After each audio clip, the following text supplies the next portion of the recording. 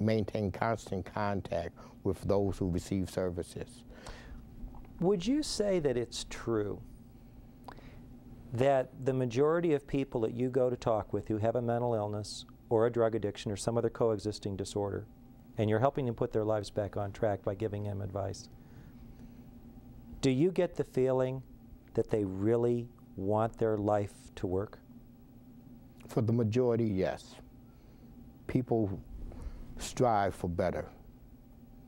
I know very few people who are very happy just with the status quo of a Social Security check and a day program.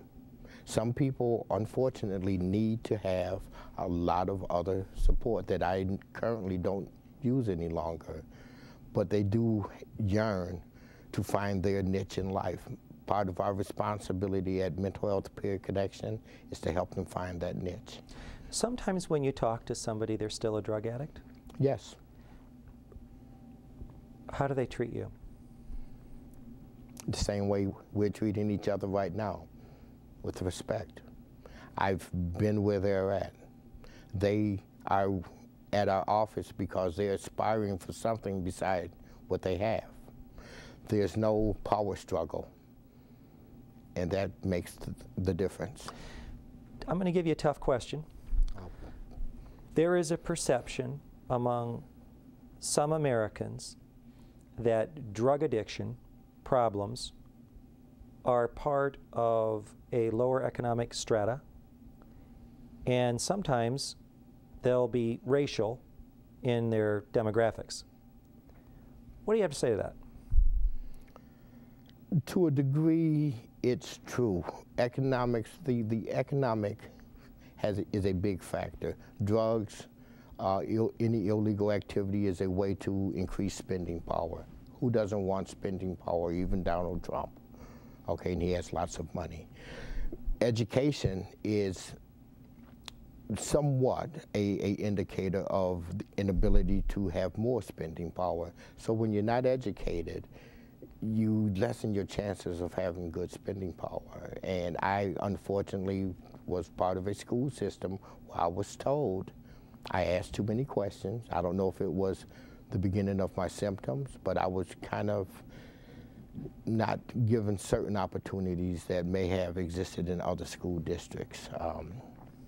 At times, you pay attention or I'll put you off the class because I'm going to keep my job.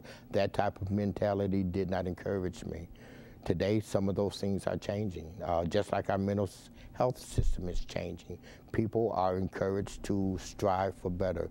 People are told that recovery is possible by the providers of service now, no longer that message of you can't. So people are being encouraged to return to work, take the chance, seek out the support, look beyond. You have a unique perspective on life, I think, in a lot of ways, which is wonderful to see. I have two questions. As you look at American society today, what are we really doing well when it comes to care of the individuals that you help, which are those who maybe are out of work, looking to get back into work with a mental illness or a drug addiction or both, many times both. What are we doing well in this country, and what do we need to do a whole lot better?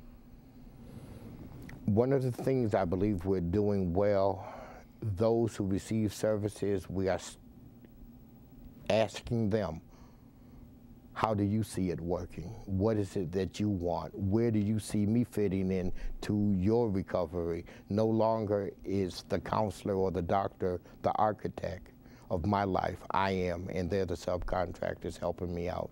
That's what we're starting to do a lot better. The second part of your question, could you repeat it for me?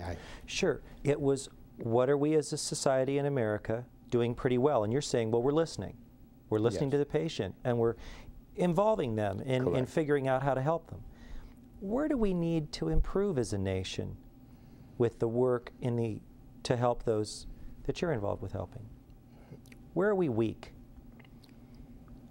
Our communication with the reality that 1 out of 5 Americans will be diagnosed with a mental illness. We still, as a whole society, tend to want to close our eyes and not talk about something that's going to affect 1 out of 5 of us. And something that will hit that many lives, we must honestly have conversations and strategize together how to help each other. Because if it's not somebody in my household, it's going to be a neighbor or somebody within their household. And that is a problem too huge to continue to ignore. The stigma surrounding a medical matter needs to be eliminated. Have you ever felt the stigma working against you? I've felt the discrimination. That's what stigma is to me, the discrimination of being diagnosed with schizophrenia. People were afraid of me. I'm a very loving, giving, kind individual. But people hear schizophrenia and they become afraid. That's what I call the booga booga factor, which is anything we're not familiar with, anything we don't know a lot about that makes us a little bit uncomfortable. It's the booga booga response, like, ooh, get away. But that approach, booga booga, doesn't lead to societal advancement. And that's what it's all about. That's what it's about. And that happens one person at a time. One person at a time. The chains of this type of discrimination can be broken. If each individual made their mind to change their mind about how they view mental health, we can stop this. We have viewers on the show right now who are watching who have mental illnesses, but they're not seeking help, and they have a drug addiction and they're not seeking help. And they're looking at you and going, is this guy for real? What is it? What do you have to say to them to encourage them personally to get in and seek some help? Heart to heart. What's heart the to word heart. From the man? From Leslie, just a man. We've heard the adage, don't judge the book by its cover. Read it, turn a page or two, ask somebody else about it. Come and ask me. Come and see the people who I serve. Come and ask the agencies that provide a kind of service that includes you. At the Independent Living Project, regardless of race, economic factor, disability, if you want, we will be there to support you. We won't abandon you, and because of that type of care, people have taken chances. You can do it. I don't think that I'm the man, I'm just a man, and if this man found it possible to be done, frankly, I ask, if you want the help, come get it. It's there. All you have to do is go like this here. Mm-hmm. Somebody will grab your hand.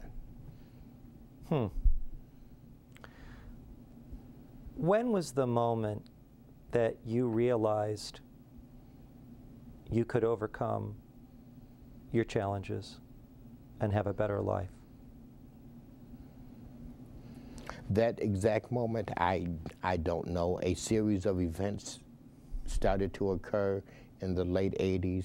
First, it was based on a decision I made that I needed to change my life. Some of those decisions were fueled by statements by loved ones saying that as long as you continue to live the life you live, please stay away. That type of pain, on top of the pain of the addiction, which most of the time I use those substances to control the symptoms. So I had to find a way to control the symptoms without the drugs or alcohol. So I asked counselors, what is it that I really need to do besides just show up? Show me, make it practical for me. And I found individuals at an agency that made things practical. Very good. Why send me the budgeting group and I only have $5 to budget a week? It wasn't practical. They made it practical, and they let me know that I was an important person and I belonged. This has been Medical Matters. Wonderful show. Thanks for joining us. Great words. For more Medical Matters television shows, go online to medicalmatters.tv.